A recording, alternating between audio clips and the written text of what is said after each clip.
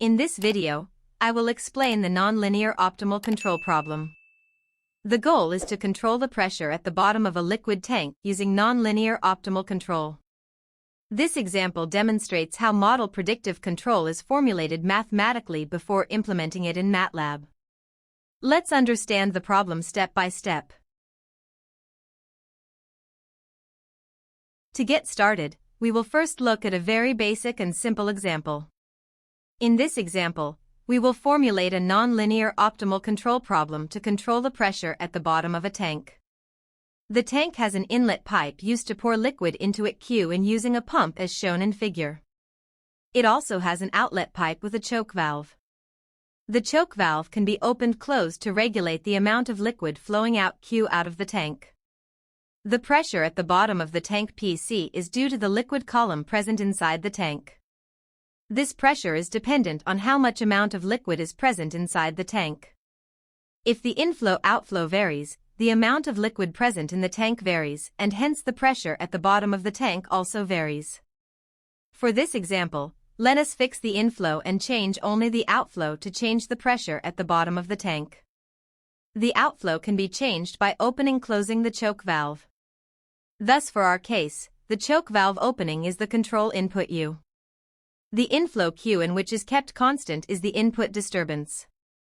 The primary goal is to control the bottom pressure to given set points. For simplicity in this example, the inlet flow rate Q in is kept constant and is not used as a manipulated variable. Instead, the control input U is the valve opening, which ranges from 0 fully closed to 1 fully open. This is a continuous control valve like a choke valve rather than a simple on-off valve, meaning it can take any value between 0 and 1. The mathematical model. To formulate the optimal control problem, a model is required to show how the pressure changes in response to the inlet flow and the valve position. The model defines the rate of change of pressure over time as the difference between what enters and what leaves the tank. Rate of accumulation of volume equals flow in minus flow out. The accumulation of volume is related to how the pressure changes. This relationship is defined by the fluid capacitance Cf which given in this equation. Therefore, the rate of change of volume is related to the rate of change of pressure as following. Substituting this into the mass balance gives us the governing equation. In process control, the flow through a valve is generally modeled as Q equals C sub V of U times the square root of delta P over rho, where delta P is the pressure drop across the valve. However, the provided equation has a specific linear form. KVU divided by RF times PC. This suggests two assumptions. 1. The outlet discharges to atmospheric pressure or zero gauge pressure. Therefore, the pressure drop across the valve is simply PC minus 0 equal PC. 2. The flow is in the laminar regime, or the valve is characterized to have a linear response to pressure. This means flow is proportional to pressure, rather than proportional to the square root of pressure. Where RF represents the resistance to flow and kV is the valve gain that mean how much the flow changes per unit of valve opening.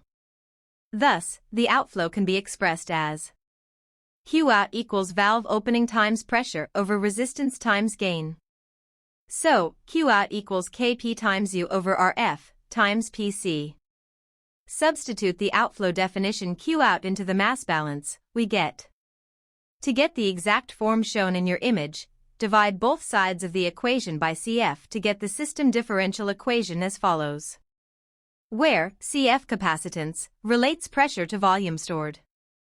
A larger tank means more volume must be added to raise the pressure, hence Cf is larger, making the pressure change slower. RF resistance opposes flow. A high resistance small pipe, closed valve restricts outflow. KV valve gain converts the control signal U from 0 to 1 into a physical change in flow area. Process parameters. The system has fixed parameters. Cf equals 2.04 times 10 to the minus 4. RF equals 1 times 10 to the minus 6. KV equals 1.5. Q in equals 1. The valve opening U is constrained between 0 and 1. 0 means fully closed. 1 means fully open. Formulating the optimal control problem. Now we move to the optimization problem. We want to compute the best sequence of valve openings that minimizes a cost function. The cost function has two parts. First, the tracking error. Second, the control effort. Mathematically, we minimize 1/2 times the sum over the prediction horizon of the squared difference between reference pressure and predicted pressure, weighted by Q, plus the squared control input, weighted by P.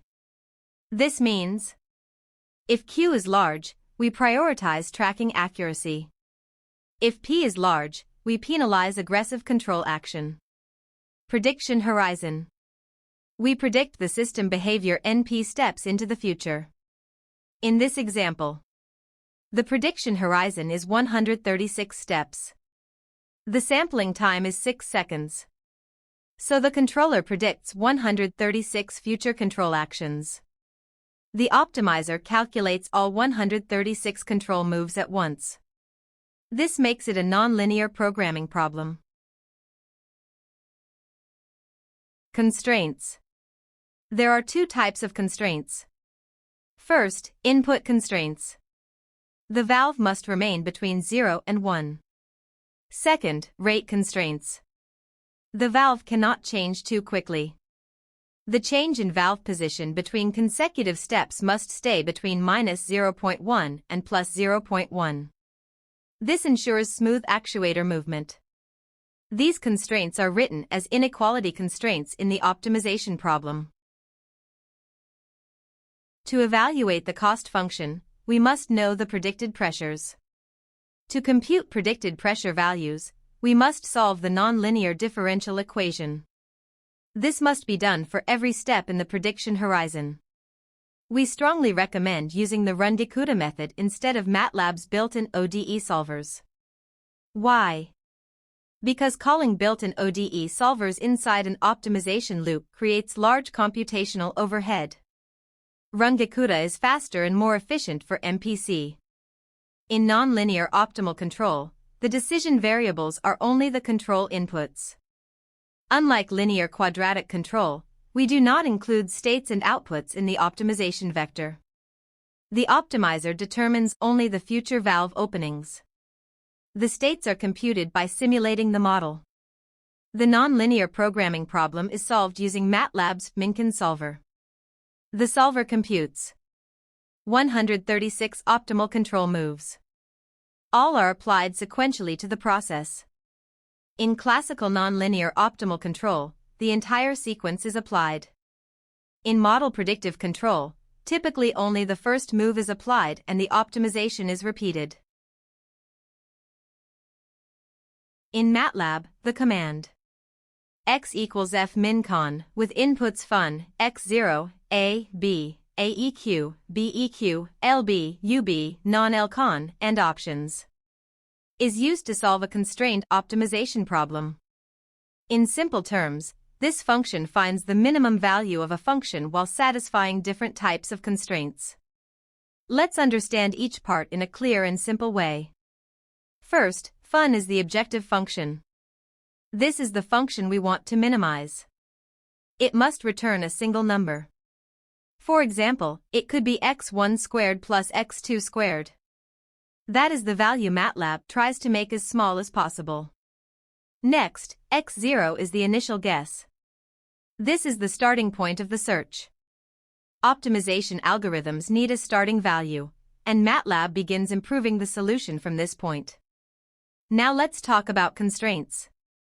A and B define linear inequality constraints. They represent conditions written in the form A times x less than or equal to B. These are simple linear limits that the solution must satisfy. AEQ and BEQ define linear equality constraints. These represent equations written as AEQ times x equals BEQ. These conditions must be satisfied exactly. LB and UB stand for lower bound and upper bound. They define the smallest and largest allowed values for each variable in X. For example, if a variable cannot be negative, its lower bound would be 0.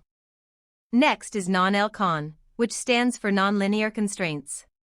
This is a user-defined function. It allows you to define more complex constraints that are not linear.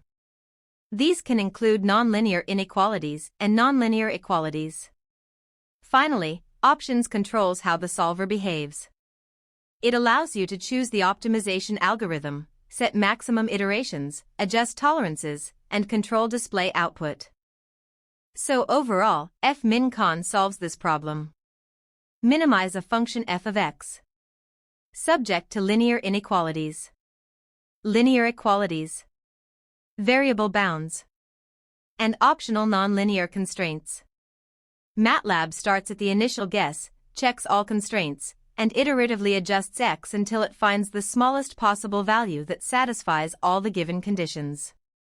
And the result, stored in X, is the optimal solution.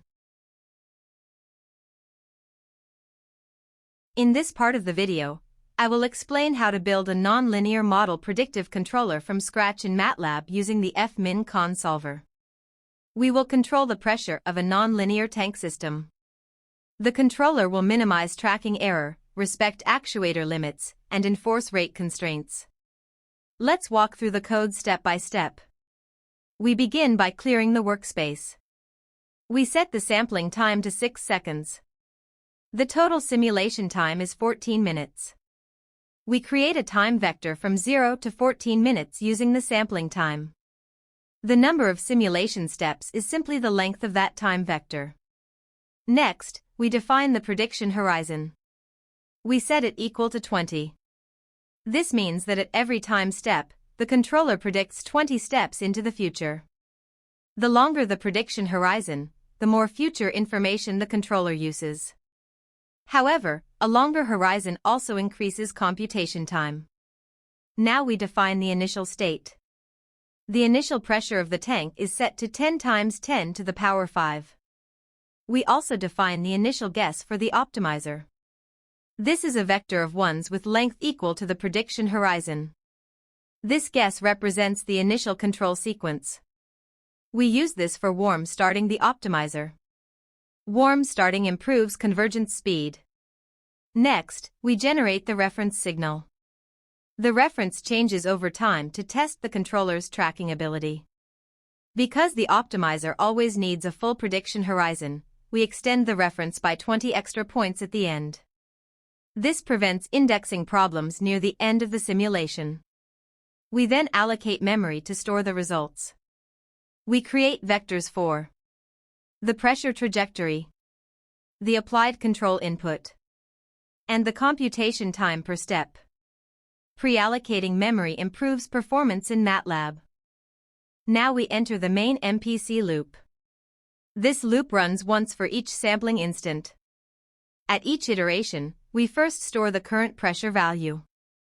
Then we extract the portion of the reference that corresponds to the prediction horizon. The controller does not track only the current reference. It tracks the future reference trajectory over the next 20 steps. Next, we call the optimization function. This function solves a nonlinear programming problem. The decision variable is a vector of future control inputs. The objective is to minimize tracking error and control effort. The constraints enforce actuator limits and rate limits. Once the optimization is complete, we take only the first control input. This is very important. Model predictive control applies only the first element of the optimal sequence. Then, at the next time step, it solves a new optimization problem. This is called reseeding horizon control. We then update the initial guess for the next iteration. We use the previously computed optimal sequence.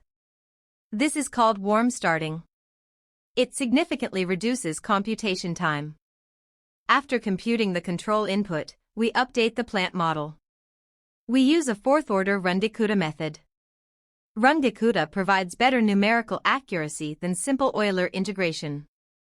The plant model calculates how the pressure evolves based on the current pressure and valve opening.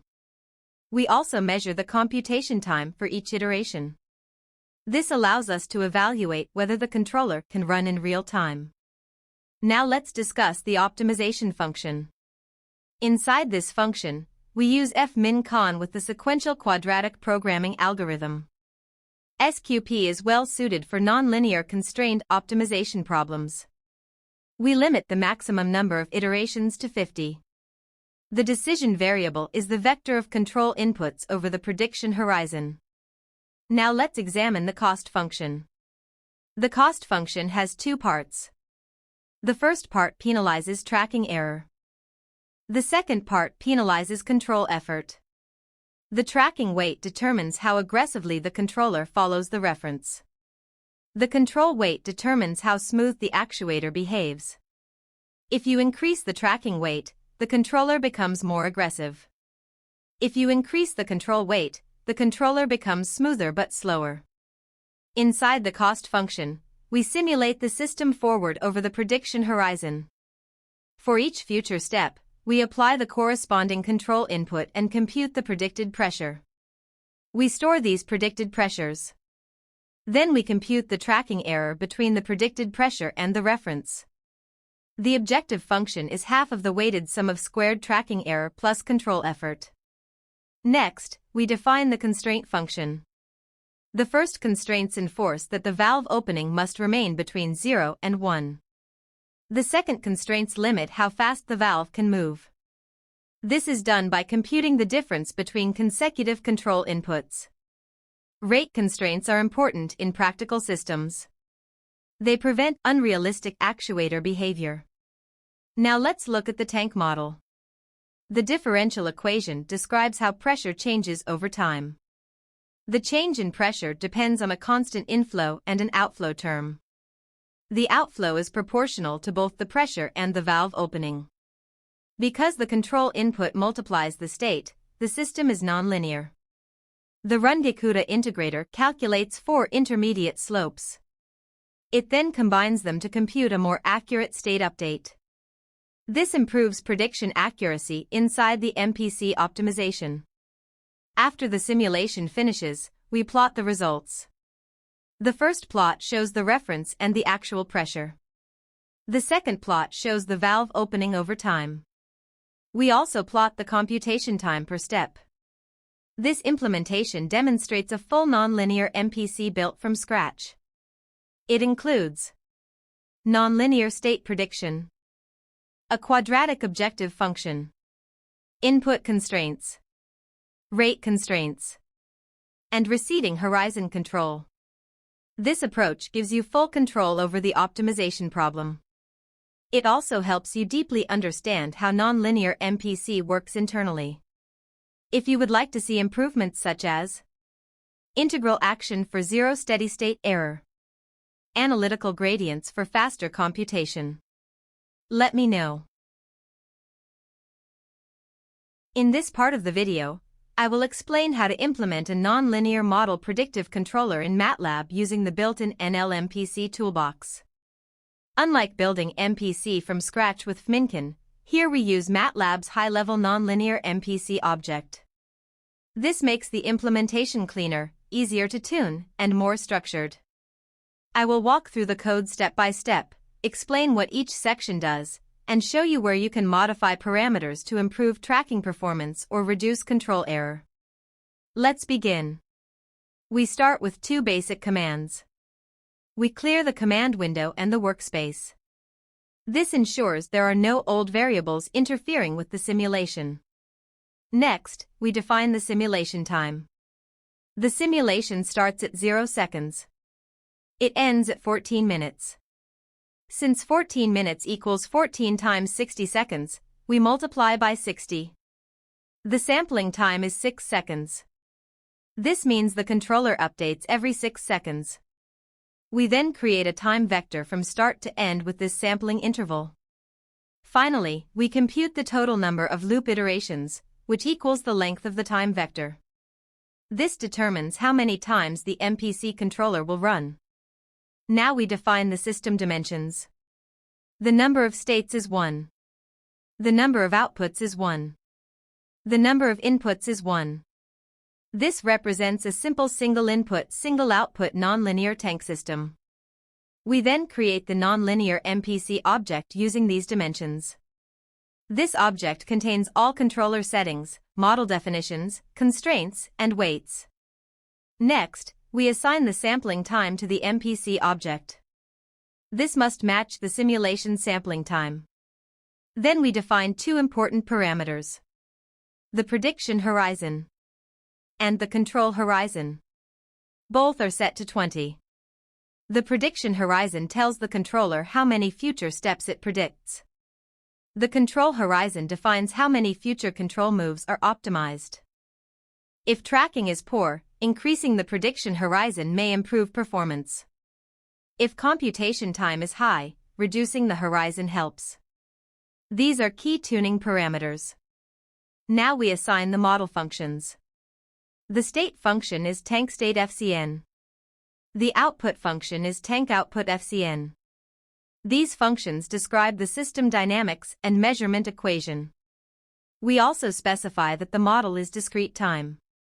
This means our state function already performs one time-step update. If your system were continuous time, you would set this differently. Next, we define actuator limits.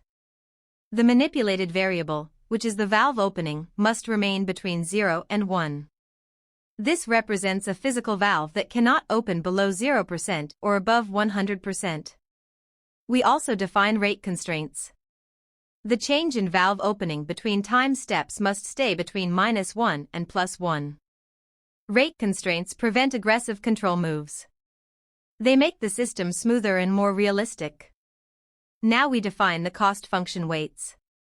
The output variable weight is set to 20. This penalizes tracking error strongly. The manipulated variable weight is set to 0.1. This penalizes absolute control effort lightly. The manipulated variable rate weight is set to 5. This penalizes rapid changes in control input.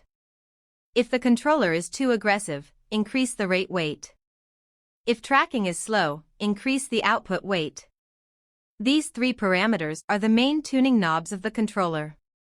Before running the simulation, we validate the functions. We define an initial state and initial input. Then we call validate FCNS. This checks if the model functions are compatible with the NLMPC object.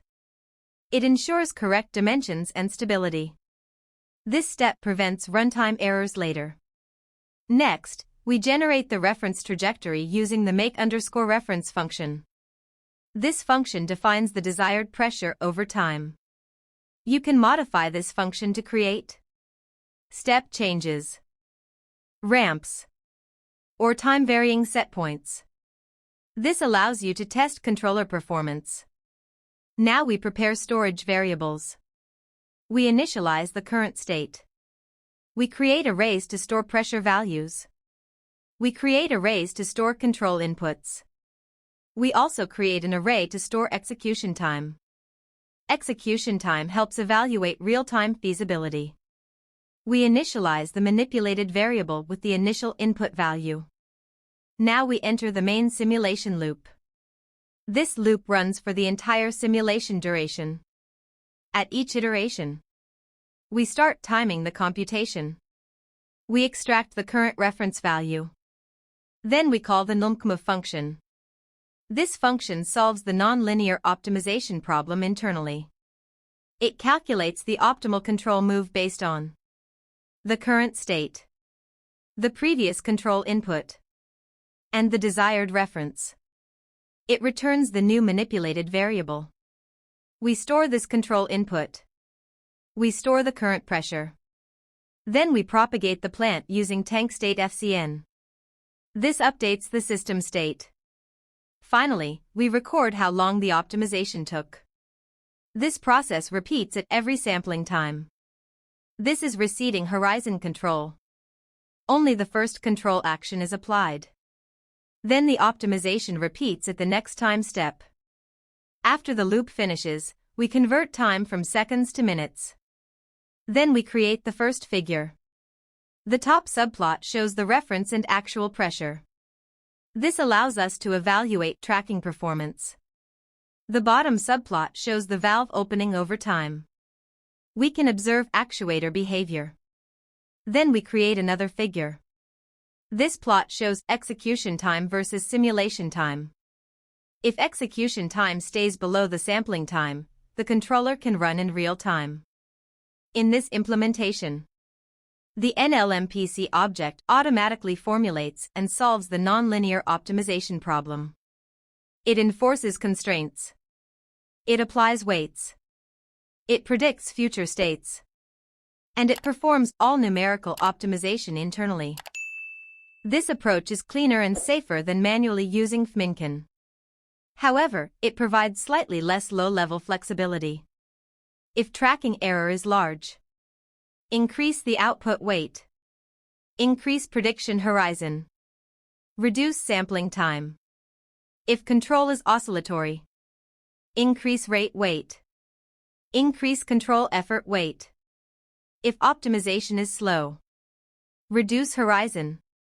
Reduce rate weight. Simplify model equations. This example demonstrates a complete nonlinear MPC controller using MATLAB's NLMPC toolbox. We defined system dynamics. We imposed constraints. We tuned performance weights. And we implemented real-time receding horizon control. If you found this explanation helpful, like the video. Subscribe for more advanced control tutorials. And comment. Thank you for watching. See you in the next video.